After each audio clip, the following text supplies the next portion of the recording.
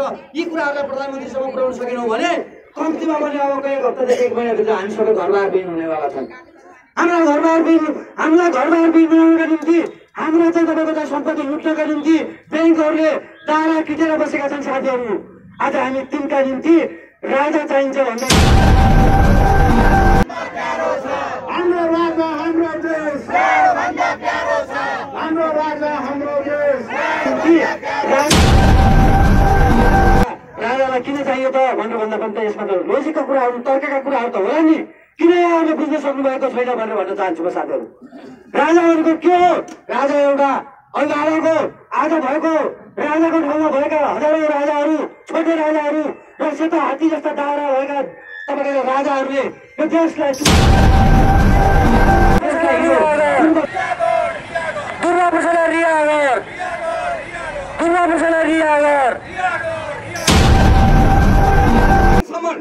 एउटा गोल घरमा राख्नु पर्ने के उहाँले एउटा चाहिँ नागरिक बचाउ अभियान एउटा सुरु गरेर जनता बचाउन, नागरिक बचाउन, भुइँ मान्छे बचाउने एउटा मुद्दा लिएर हिँड्दाखेरि जुन किसिमको एउटा घटना तिनकुनेको भएको छ, यसमा सम्पूर्ण मेचीदेखि महाकाली राष्ट्रियता, धर्म, संस्कृति तथा नागरिक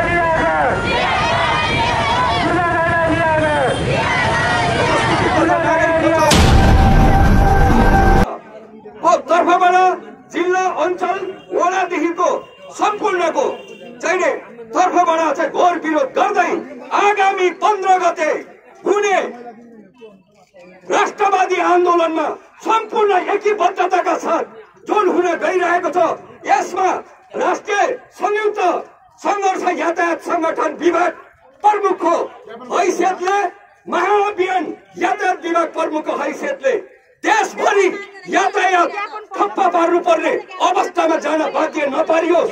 ओली सरकार अति भयो। ओली सरकारको एउटा दादागिरी कार्यक्रम सफल पारौँ। प्रधानमन्त्रीजीलाई के कार्यक्रम सफल पारौँ। प्रधानमन्त्रीजीलाई के कार्यक्रम सफल पारौँ। देशभक्त जनता एक हौँ। देशभक्त जनता एक हौँ। देशभक्त जनता एक हौँ। देशभक्त जनता एक हौँ।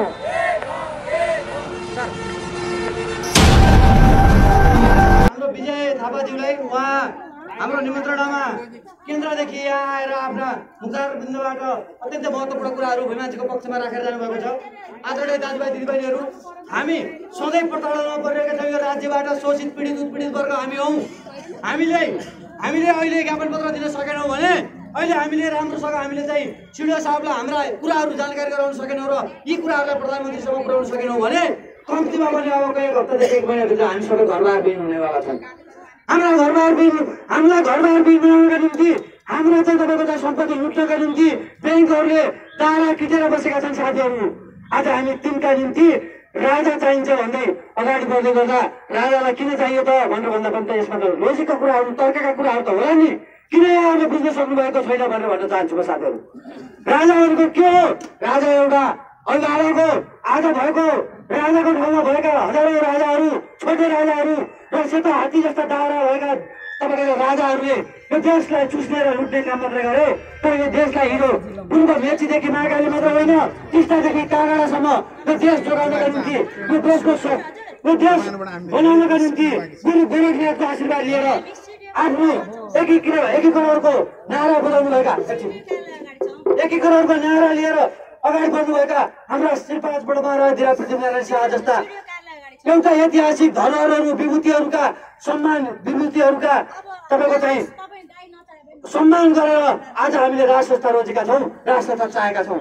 र त्यही राज संस्था हो जसले यो देशलाई हिजोको दिनमा राज संस्था जोगाउनु विदेशीको दास हुनभन्दा बरु म राज संस्था छोडेर सिरपेट छोडेर तपाईँको चाहिँ के छ त भन्दा म बाहिर जान्छु नागरिक सेवा बस्छु भनेर सहज रूपमा जनता मारिनु भन्दा म हट्छु भनेर हाँसी 240 वर्षभन्दा बढीको शासन या 240 वर्षभन्दा बढीको आफ्नो चाहिँ सिरपेट विश्राम गरेर उहाँहरू आफ्नो तरिकाले बाहिर नागार्जुनसम्म जानुभयो। यो ऐतिहासिकता यो एउटा उदाहरण प्रधानमन्त्री केपी ओलीज्यू तपाईँले किन प्रस्तुत गर्न सक्नुहुन्न? आज तपाईँ जहाँ पनि भाषण गरेर जानुहुन्छ सरकार ढल्दैन मात्र भन्ने स्पष्टीकरण दिनुहुन्छ। तपाईँ प्रधानमन्त्री भएको एकछिन हल्ला नगर्नु साथीहरू। तपाईँ प्रधानमन्त्री भएको 2 महिनामा 10 रुपियाँ मोबाइल चार्ज गर्दा मोबाइल ब्याङ्किङ गर्दा 10 रुपियाँ बढी चार्ज लाग्यो। त्यो चाहिँ हामी ख्याल गरेका छौँ त्यसलाई हटाउँछौँ भनेर भन्नुभयो प्रधानमन्त्रीज्यूले। तर आज 1 वर्ष भइसक्यो उहाँ प्रधानमन्त्री हुनुभएको। एउटा नाथे त्यति काम गर्न सक्नुहुन्न। उहाँले इन्डिया र पाकिस्तानको युद्ध रोकेको हो त साथीहरू? जनताको निम्ति एउटा 10 रुपियाँको चार्ज बोझ हटाउन नसक्ने प्रधानमन्त्रीले तपाईँको चाहिँ इन्डिया र पाकिस्तानको युद्ध रोके भनेर हावातालमा गफ हान्नुहुन्छ। उहाँको यो पनि गफ त्यही पानी जहाज र चुचे रेल भन्दा फरक भएन साथीहरू। त्यसो भएको कारणले गर्दाखेरि अहिले हामीले के अनुरोध गर्न गइरहेका छौँ भने हामी भूमान्छे हौँ, पीडित हौँ, हामीलाई ब्याङ्कले लोकमुद्दाले बसिहाल्न दिएका छैन। आज हामी त्यही एउटा चाहिँ मुद्दाको नेतृत्व गरेर प्रतिनिधिमूलक एउटा उपस्थिति छ। त्यो उपस्थितिलाई हामीलाई भनौँ न एउटा इज्जत साथ सहायक सिडिओले सहायक प्रमुख जिल्ला अधिकारीले हाम्रो विज्ञप्ति लिएर ज्ञापन पत्र लिएर केरा पनि दिने कार्यक्रम थियो। तर केरा त प्रहरीले ल्याइसक्नुभयो। तर केरा ल्याइसकेपछि पनि हामीले कोअर्डिनेट गरेका छौँ। प्रहरीले जे भन्नुभएको छ त्यो मानेका छौँ। तर हामी सहायक सिडिओ साहबलाई बोलाएर ज्ञापन पत्र नदिएसम्म हामीले भनेको मात्र हजुरले भनेको मात्र मान्यौँ। तर हामीले पनि भनेको कुरा मानिदिनुहोस्। कृपया सहायक सिडिओ पनि हाम्रै एउटा चाहिँ हाम्रो अभिभावक हो। हामीले समन्वय गरेर सबै कार्यक्रमहरू गरेका छौँ। हामीले अन्यथा केही पनि गरेका छैनौँ। सुरक्षामा केही पनि ठुलो दिएका छैनौँ। यसरी बाँसका जन्जिरहरू लगाएर हामीलाई रोक्न पर्ने अवस्था थिएन। किनकि हामी रोकभन्दा रोकिने मान्छे हौँ। हामीले भाग भने पनि घर गइदिने मान्छे हौँ हामी। तर त्यो त हाम्रो मुद्दा त हामी छोड्दैनौँ। फेरि किन छोड्दैनौँ भन्दा यो मुद्दाले त हामीलाई बाँच्न सिकाएको छ। यही दुर्गा प्रसादको अभियानले हामीलाई बाँच्न सिकाएको छ। तर तपाईँहरूसँग जति समन्वय गरेर त्यति पेलिरहनुहुन्छ भने हामी पनि कम्तीमा पनि स्वीकार्दैनौँ। आदरणीय दाजुभाइ दिदीबहिनीहरू, म सहायक सिडिओलाई के अनुरोध गर्न चाहन्छु भने सुनिरहनु भएको छ भने कृपया यो भुइँ मान्छेहरूको पनि कोही रहेछ है भन्ने बनाइदिनुहोस्। कोही मन्त्री भएनन् हाम्रा, कोही प्रधानमन्त्री भएनन् हाम्रा, तर कम्तीमा यो जिल्लाको अभिभावक प्रकाश पौडेल नहुँदै गर्दा सहायक सिडिओको नेतृत्वमा त्यो ज्ञापन पत्र दिने हाम्रो अभिलाषा पूरा गरिदिनुहोस्। हाम्रो त्यति अनुरोध छ। त्यो भन्दा अरू केही पनि अनुरोध छैन साथीहरू। धन्यवाद। यति भन्दै हाम्रो दुई शब्द केही राखिदिनु न म पूर्व यातायात प्रमुख निर्देश खड्कालाई अनुरोध गर्न चाहन्छु। धन्यवाद। सम्पूर्ण दाजुभाइ तथा दिदीबहिनीहरू, आज हामी यति बाध्य त भइरहेका छौँ कि गत चैत 15 गते के दुर्गा प्रसाईले डेट स्पेयर तपाईँको असुल ग्यासहरू ल्याएर हानेको हो? दुर्गा प्रसाईले हानेको हो?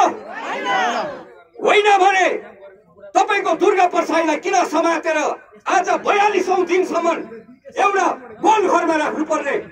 के उहाँले एउटा चाहिँ नागरिक बचाउ अभियान एउटा सुरु गरेर जनता बचाउन, नागरिक बचाउन, भुइँ मान्छे बचाउने एउटा मुद्दा लिएर हिँड्दाखेरि जुन किसिमको एउटा घटना दिन कुनेको भएको छ, यसमा सम्पूर्ण मेचीदेखि महाकाली राष्ट्रियता धर्म संस्कृति तथा नागरिक बचाउ अभियानका सम्पूर्ण को तर्फबाट जिल्ला अञ्चल वडादेखिको सम्पूर्णको चाहिँ तर्फबाट चाहिँ घोर विरोध गर्दै आगामी 15 गते हुने राष्ट्रवादी आन्दोलनमा सम्पूर्ण एकीबद्धताका साथ जुन हुन गइरहेको छ, यसमा राष्ट्रिय संयुक्त संघर्ष यातायात संगठन विभाग प्रमुखको हैसियतले, महाअभियान यातायात विभाग प्रमुखको हैसियतले देशभरि यातायात ठप्प पार्नुपर्ने अवस्थामा जान बाध्य नपारियोस्। ओली सरकार अति भयो,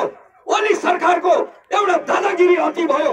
ओली सरकार पनि त जनताले मत लिएर गएको व्यक्ति होइन। आज चाहिँ तपाईको भुइँ मान्छे पीडितहरू जब दुर्गा दैला भित्र समातेर हालेर आज लघु वित्त सहकारीको घर जग्गाहरू निलाम गर्न यी शोषणवादी यी मिटर ब्याजी पेइङ लघु वित्तहरूले आज चाहिँ सम्पूर्ण पीडितहरूलाई चाहिँ घरमा बस्ने स्थिति नबनाएको कुरा यदि हो कि होइन?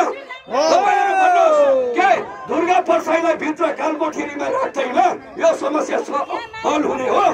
त्यस कारणले सम्पूर्ण आमा भाइ दाजुभाइ दिदी बहिनीहरू सुरक्षा निकायका साथीहरू सम्पूर्ण पत्रकार सम्पूर्ण यातायातका व्यवसायी चालकहरू यदि यहाँ हुनुहुन्छ भने याद गर्नु होला 15, 16, 17 यदि गत चैतको जस्तो दमन भएछ भने राष्ट्रिय यातायात महासंघ अब चुप लागेर बस्न पाउनुहुन्न।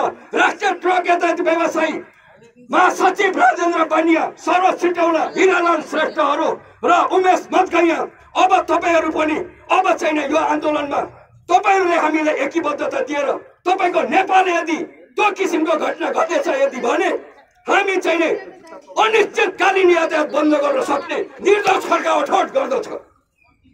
के यो देश जे गर्दा पनि हुने जति लुटे पनि हुने आज चाहिँ यो देश कहाँदेखि कहाँ पुगिसक्यो? उदाहरण के हास्यास्पद कुरो पाकिस्तान र इन्डियाको जंग के ओलीले चाहिँ एउटा स्थगित गरेको हो। त्यस कारणले गर्दाखेरि सम्पूर्ण साथीहरू यदि यो ज्ञापन पत्र हामीले सहज तरिकाले हाम्रा महामहिम सिडिओ सहायक सिडिओ ज्यूसँग आज जुन बुझाउन आइरहेका छौँ यदि हामीले राम्रोसँग बुझाउन यदि पाएनौँ भने सशक्त भोलिदेखि फेरि हाम्रो कार्यक्रम सुरु नै हुन्छ। मेचीदेखि महाकालीसम्म हो हामी आन्दोलन जुन किसिमको छ महाअभियान अब हामी चुप लागेर बस्दै छैनौँ। धन्यवाद।